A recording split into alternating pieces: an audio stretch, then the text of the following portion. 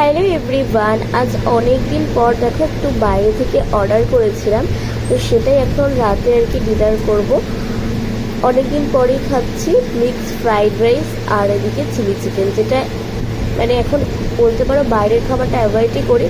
যা বানানো হয় মোটামুটি ঘরেই বানানোর চেষ্টা করি। তো অনেকদিন ধরে একটু ইচ্ছা হয়েছে, তো সেটাই আজকে আর কি তোমাদের সাথে চলো শেয়ার করি। আর এই দেখো এদিকে মিক্সড ফ্রাইড রাইসটাও কিন্তু দারুণ টেস্ট হয়েছিল। দেখো এদিকে রয়েছে মানে এটার ভিতরে যথেষ্ট পরিমাণে এগ, কর্ন আর হচ্ছে চিকেন দেওয়া ছিল, আর দারুণ টেস্ট লাগছিল। আমার কিন্তু শুধু শুধু মিক্সড ফ্রাইড রাইস খেতেও খুব ভালো লাগে, আর তার সাথে যদি চিলি চিকেন থাকে তো আর কোনো কথাই হবে না। আর বাড়িতে বানিয়েছিলাম একটু গিলে মেটে, সেটা দিয়েও খেতে কিন্তু দারুণ লাগছিল।